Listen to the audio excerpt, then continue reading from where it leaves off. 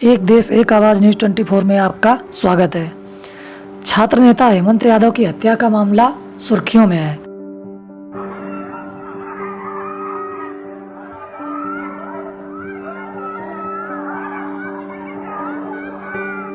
याद रहे, हेमंत यादव उत्तर प्रदेश के बलिया जिले के पकड़ी गांव का रहने वाला था, जो थाना धरसरा के अंतर्गत आता है। हेमंत स्नातक के 3rd ईयर का छात्र था, जो परीक्षा देने के लिए बलिया के सतीश चंद्र महाविद्यालय में गया हुआ था, जहां पहले से ही घात लगाकर बैठे कुछ छात्रों ने उस पर कातिलाना हमला कर दिया। उस हमले में हेमंत यादव की मौत हो गई।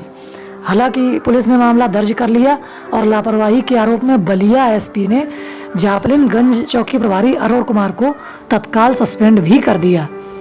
जल्द ही आगे की कार्रवाई का भरोसा भी दिलाया है, लेकिन उस कार्रवाई का नतीजा अभी तक निकलकर सामने नहीं आया है। कब सामने आएगा यह सिवाय एसपी और सरकार के शायद कोई नहीं जानता। बताते चलें कि नामजद 9 लोगों में से अभी तक किसी की भी गिरफ्तारी नहीं हुई है। क्यों नहीं हुई है? जवाब बहुत आसान है।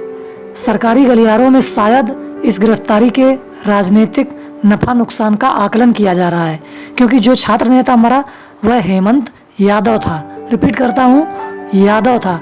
और भाजपा तथा योगी सरकार का अनकहा आकलन कहता है कि यादव वर्ग सरकार को वोट ही नहीं देता, इसलिए उसके हितों की सरकार रक्षा करने के लिए वचनबद्ध नहीं है। ऐसा सरकार का अनकहा आकलन है। जबकि नामजद लोग सरकार की जाति से ताल्लुक रखते हैं, उसके वोटर हैं। इसलिए आज के गिरे हुए राजनीतिक माहौल में हर घटना को राजनीतिक नफा नुकसान पर अगर सरकार तौल रही है, तो मैं पूछता हूँ, वह क्या गजब कर रही है? क्या बेगैरत तमाशा है? यादवों और मुस्लिम वर्ग के लिए सरकार की यह नफरत आखिर कौन से भविष्य की बुनियाद रख रही है? लेकिन एक बात तो तय है कि इस सरकार में यादव और मुस्लिम वर्ग को निशाना बनाना बहुत ही आसान है। इसीलिए माफियाओं को मिट्टी में मिलाने वाले सरकार के बयान उन लोगों को बिल्कुल भी आतंकित नहीं करते जो सरकार के जातीय एजेंडे को रास आते हैं। नहीं तो क्या मजाल है कि आरोपियों के हौसले इतने बुलंद हो सकते थे कि वह दिन दहाड़े हेमंत यादव की हत्या कर डालते।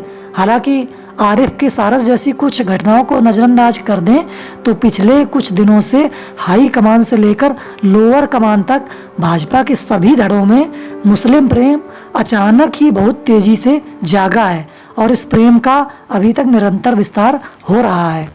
अच्छी बात है, होना भी चाहिए, हम इसका स्वागत करते हैं।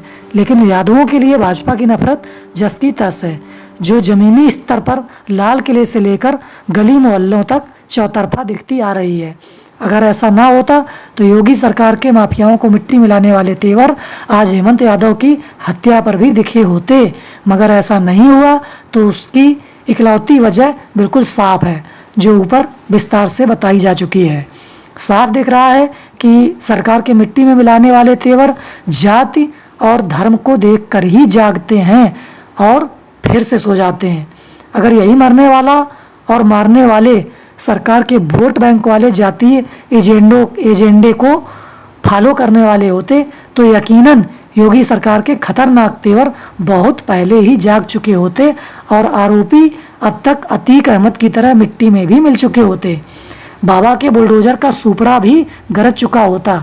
मगर क्योंकि ऐसा नहीं है, मरने वाला यादव है और मारने वालों में मुख्य आरोपी ठाकुर जात से ताल्लुक़ रखता है, तो सरकार का नफ़ा नुकसान सोचना बहुत ही लाजमी है। सरासर जातीय एजेंडे पर खड़ी ऐसी सरकार से किसी न्याय संगत कार्रवाई की अपेक्षा रखना खुद को धोखा देने के अलावा और कुछ नहीं है। अगर आप यादव हैं तो आपको सरकार से शिकायत नहीं होनी चाहिए।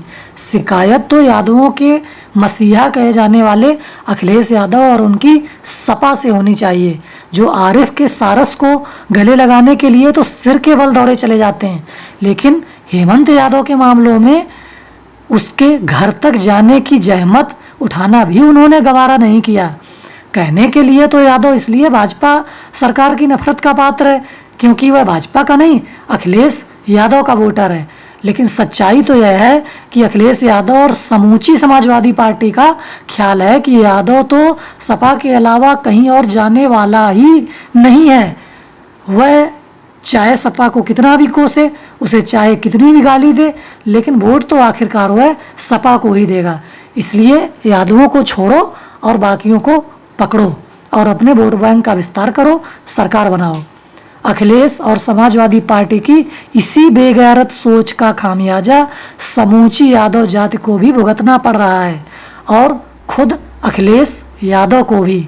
नहीं तो पिछले कई चुनावों में अखिलेश यादव और उनकी पार्टी की इतनी बुरी दुर्गति ना हुई होती, लेकिन उनकी आंखें हैं कि अभी तक खुलने का नाम ही नहीं ले रही। और देश का प्रभावशाली और प्रबुद्ध मीडिया वर्ग के बारे में तो कोई टिप्पणी करना ही बेकार है।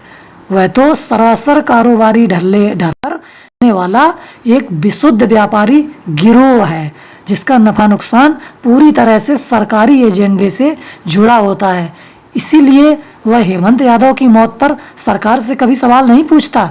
वह ऐसी घटनाओं पर कभी सरकार की नीयत पर सवाल नहीं उठाता, क्योंकि सरकार का नुकसान उसका अपना व्यापारिक और निजी नुकसान होता है।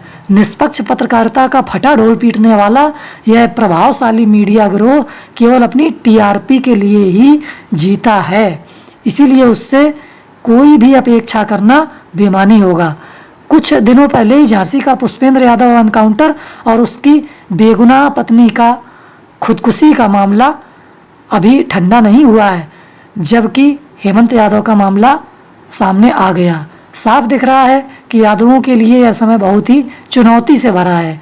यह कौम शुरू से ही अपने हक के लिए जूझने के लिए जानी जाती है, और अपना हक उसे अगर ना मिले तो छीन कर लेना भी उसे आता है, कुर्बानी देकर लेना भी उसे आता है, फिर चाहे वह मंडल कमीशन के अधिकार हो या फिर कोई दूसरे अधिकार।